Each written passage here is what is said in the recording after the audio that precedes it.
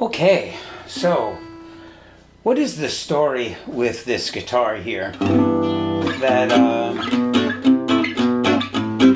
you've seen me play this guitar often, and probably many of you know this is a what they call a Gypsy style guitar. But what really is it? I've had a lot of people ask me, you know, what brand is it? What model is it? I've had people also ask me, like, they don't really know what a Gypsy style guitar is or where they come from. Some people think it's a nylon string guitar. I guess it kind of has a sound similar to a nylon string, but not really. It could be because of the headstock, because that is the slotted headstock like a nylon string. So, in this video, I'm going to tell you all about my guitar, all about this lovely handmade guitar that I have. So let's first start with the source. So all these instruments that you see that look like this are based on a builder, McAfee, and he made this style of guitar. He worked for Selmer, and this particular model is a replica of Django Reinhardt's Selmer, and his Selmer was number 503. It was built in 1940, and so the name of this guitar is called a 503 Legend. It was made by a company called Delle Arte guitars. I think that they still exist. I'm good friends with Elaine Cola, the head of that. And John Kennard is the man that built this guitar. You can see links. I'm going to put links to both Delle Arte guitars as well as to John Kennard, the actual luthier that made this guitar, built it by hand. I don't think that these guitars are available anymore. I don't know if John would build one for you. He might. I looked on his website, and he does list one, but as you know, it's sold out, so I don't know if he would build one, but he might, so you could contact him. And so Django's guitar, this is built from Django's guitar. I also put a link in there down below where you can check out all about Django Reinhardt's 503 and the history behind that and how it was made. So let's get into some of the construction on this guitar, because some of it is sort of unique. First of all, the top.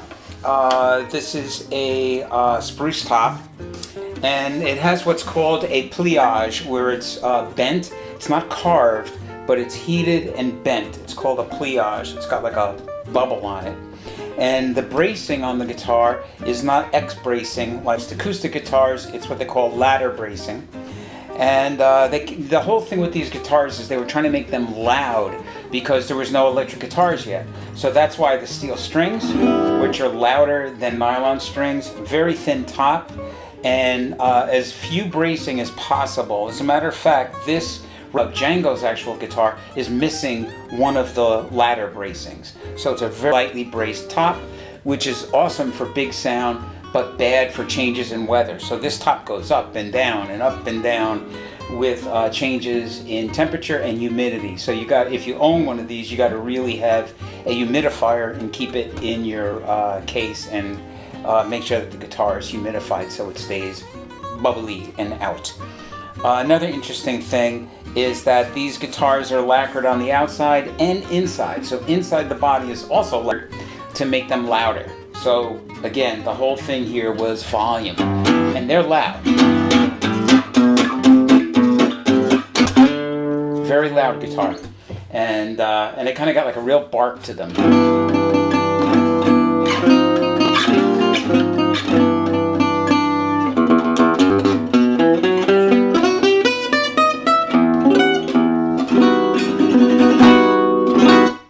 Awesome. I really dig these guitars. They're so cool. Very lively.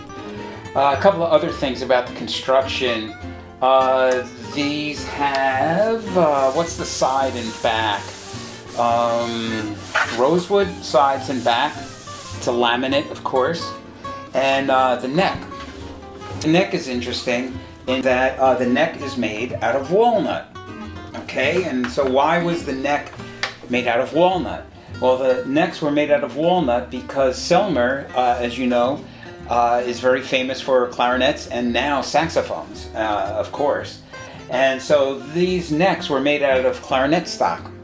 And the interesting thing is the Django's actual guitar, there's a cut in the neck. It's right about here. So this was like, you know, one stock of a clarinet stock and then another one. When I had mine built, John had asked me, he goes, how traditional do you want to go? Do you want me to cut the neck and glue it? And I was like, no, I'll just go with the one piece of walnut. So that's what I got, was the one piece of walnut. And the fingerboard is ebony, which is, you know, very hard. It's just never going to wear out. The frets wear out long before the ebony does. Another interesting thing about this guitar is the scale of the neck. This is like the most gigantic neck guitar ever.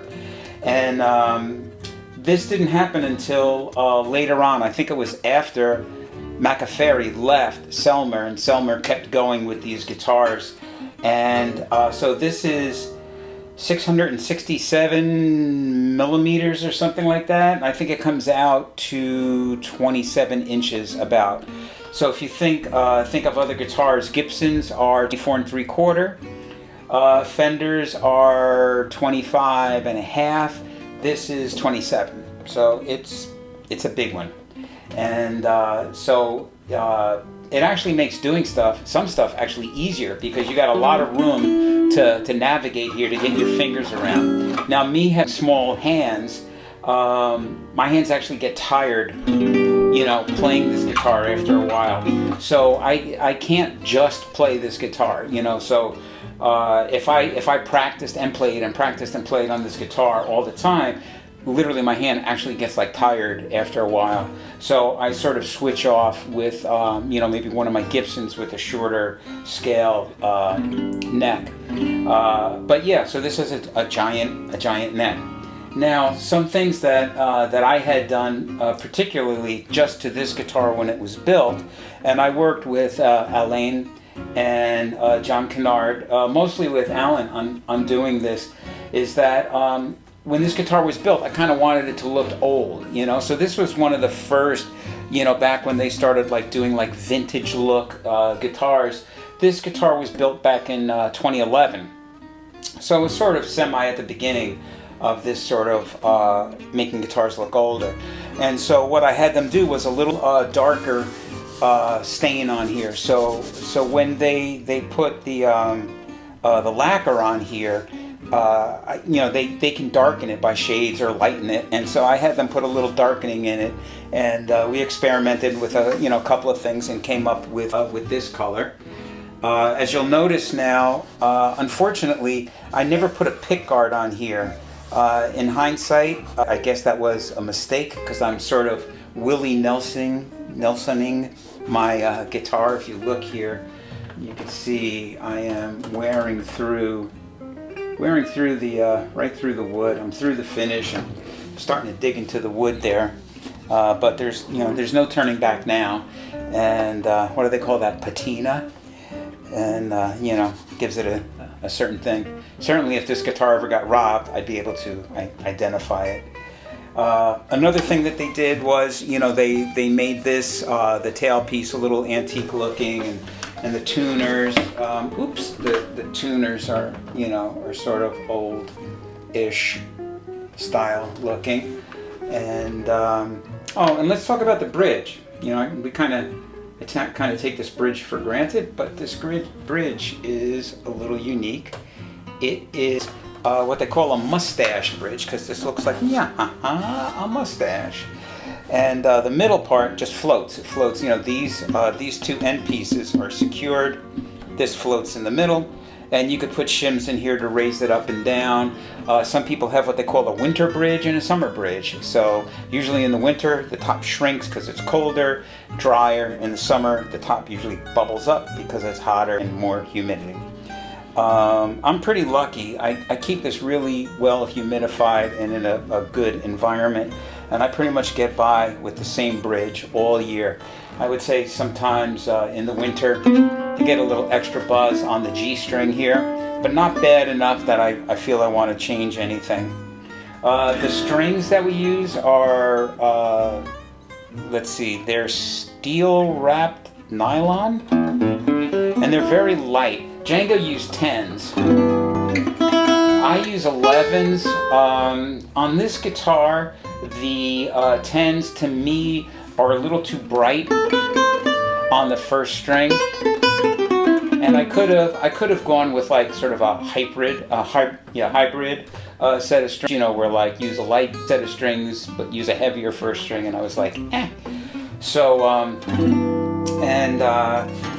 been an endorser of Labella strings for, oh my gosh, it's got to be 20 years, maybe more.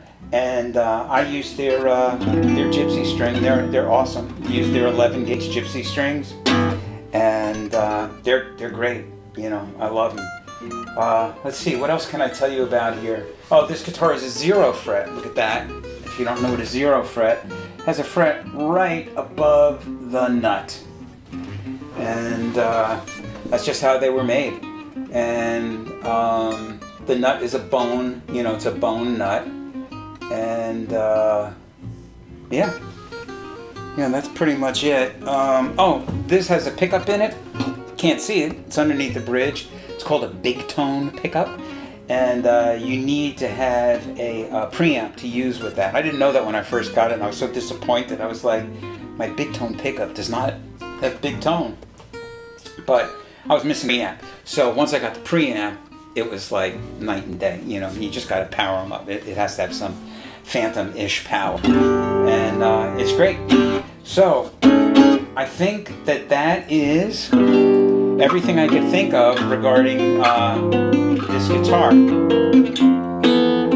And don't forget to look at the links below. Especially there's the link with the history of Django's actual guitar, and it's very interesting. And there's a video attached to it. And of course, look up Delle Arte guitars, and also John Kennard, the man that built this. And yeah, so you really get these guitars anymore. Not the Delle Arte 503. I don't think that he's making. So it makes them extra special. And I don't want to get rid of mine anyway. No matter what, I just love it. It just keeps getting better and better every year. It sounds better, and hopefully that has answered all of your questions. And so yeah, that's it. Until next time, peace.